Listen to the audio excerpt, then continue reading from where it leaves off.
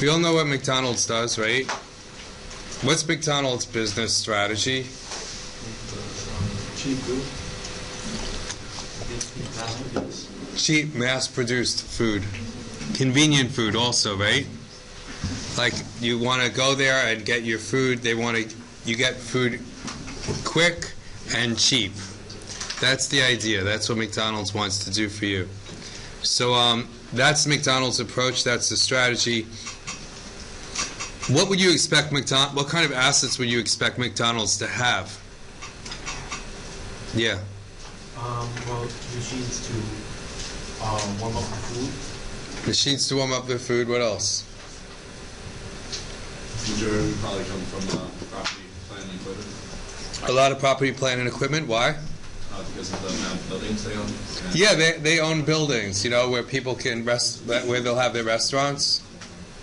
Anything else you'd expect on their balance sheet?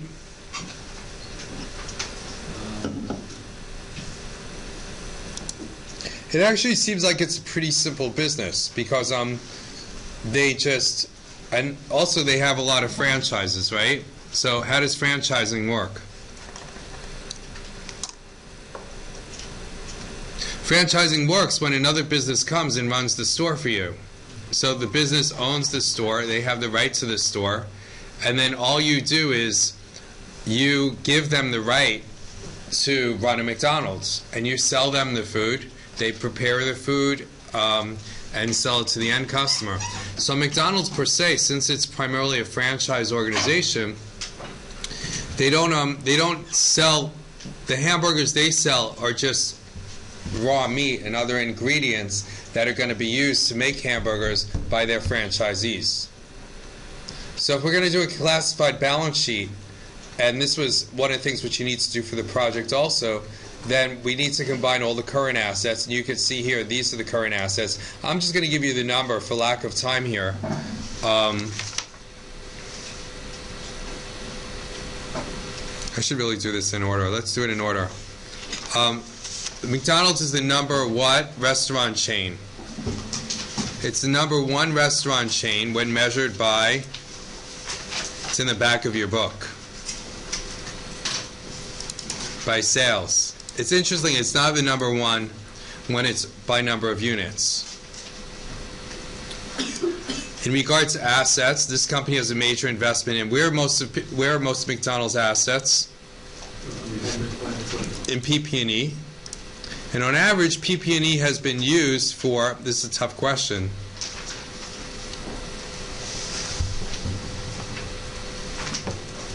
more or less than half of its life. The way you know is by the amount of accumulated depreciation. So if you look at the accumulated depreciation, you'd see here that they have $34 billion in PP&E and only $12 billion in accumulated depreciation. So that means that their property, plant, and equipment isn't even half depreciated yet, meaning that it's not half old. So for example, if you have a 30-year asset, then you might be 10 years down into the life of the asset. Why is that important? Who really cares how old the company's assets are? Yeah. So that they have longer time with the property and equipment that they actually have. So to get an idea, how long is this going to last? How long before they have to buy more equipment? Plus, anything else about new versus old equipment? It's better technology-wise. New equipment is generally better, right? Because new equipment is less likely to break down. It's not obsolete. It might be more productive. So there are certain benefits to having new equipment that aren't necessarily going to be had by older equipment. So here you can see it's less than halfway done.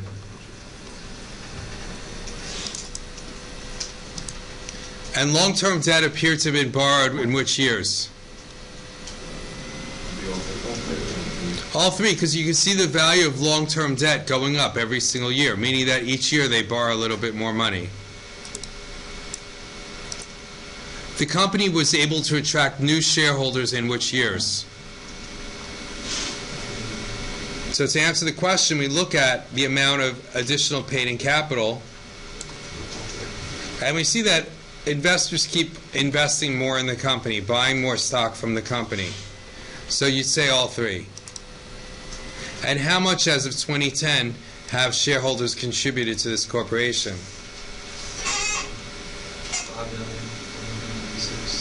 Yeah, the number's right here, $5,196,000,000.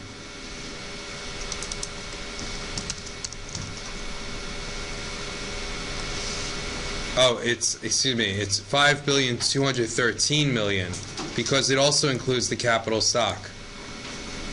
Right over here, so it'll be the sum of these two numbers. So it's 5,213,000,000.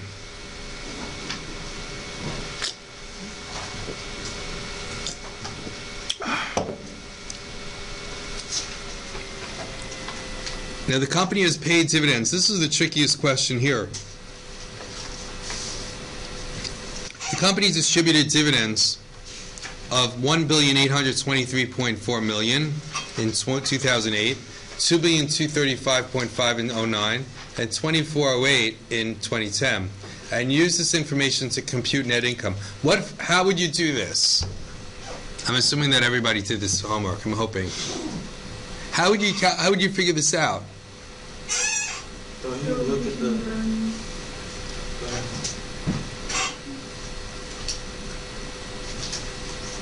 Sarah, someone else?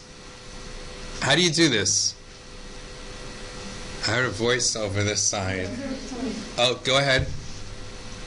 How would you do this? Oh.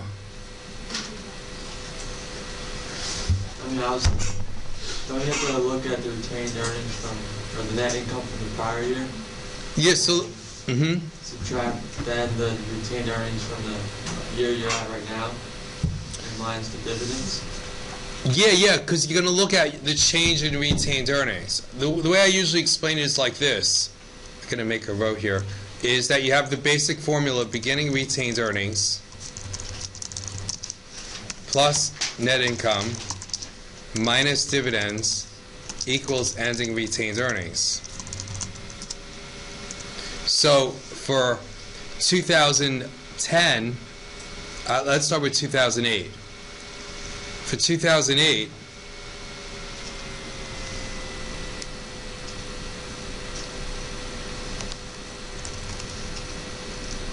my beginning retained earnings is December, this is tricky now, December 31st, 2007, right? This 2007 to 8 is the year 2008, right? This is all 2008 here. So beginning retained earnings in 2008, retained earnings right here is ending retained earnings, right? It's December 31st, 2008. I want to know beginning retained earnings in 2008, so that'd be retained earnings on December 31st, 2007. That is 26,461,500,000. So here I'd go 26,461,500,000. That's beginning retained earnings, plus the net income is what I'm trying to figure out, minus the dividends is given to me here. 2008 dividends is 1,823,400,000.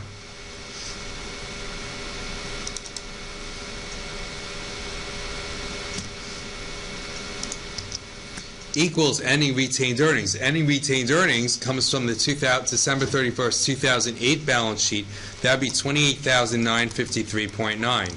So therefore, net income for 2008 would be equal to, and I have it written down here so I don't have to do it again, 4,315,800,000.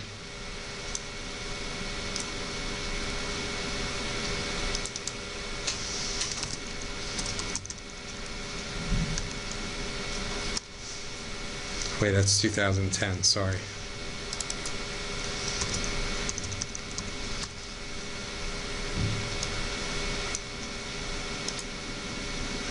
Next, for 2009, I would take beginning retained earnings. That would be ending retained earnings from last year, or 28,953.9, plus net income, which is what I'm trying to figure out, minus ending retained earnings of minus dividends rather of 2,235.5 would give me ending retained earnings of 31,270.8. So net income, to do the math there, you know, you move one to the other side and all that kind of stuff. Net income would come out to be 4,552.4 million. And then for 2010, beginning retained earnings was ending retained earnings from last year, 31,270.8. Net income is what we're trying to figure out.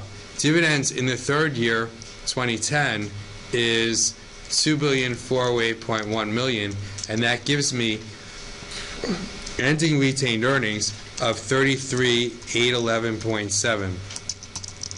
So net income is equal to 4,949 million. There you go. And I'll just fill in the numbers up here. So for 2010, the answer was 4,949 million. For 2009, the answer was 4,552.4 million.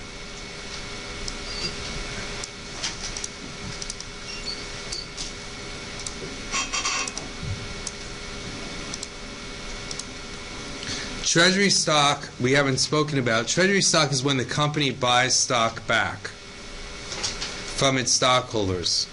So it results specifically from repurchasing common stock. And what Treasury stock does is, here you can see the line item for Treasury stock.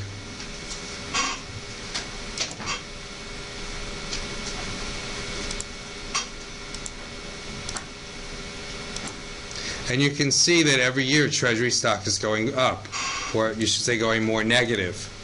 So that would indicate the company is buying back more stock. It was acquired back in all 3 years. Now let's complete the classified balance sheet.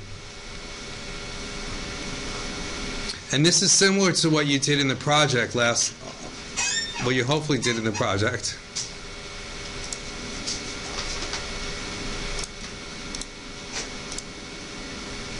What I'm going to do here is I'm going to split the screen so you can see both sides of it.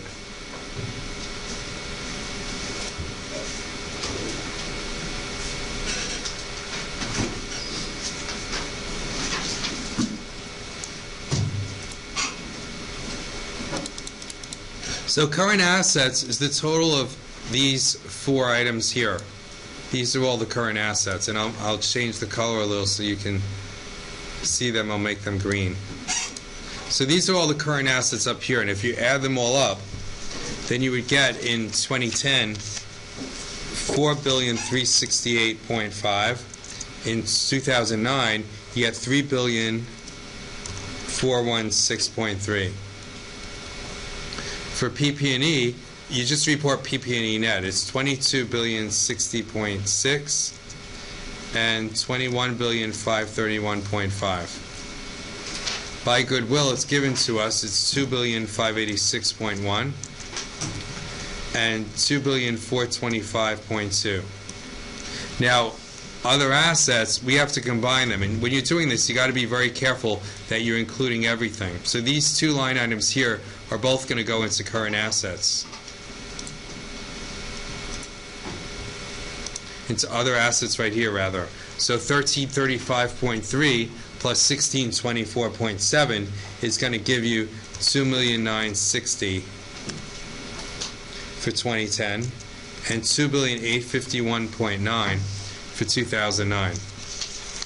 And then total assets, and you want to add this up to make sure that it works, will be 31,975.2 and 30,224.9.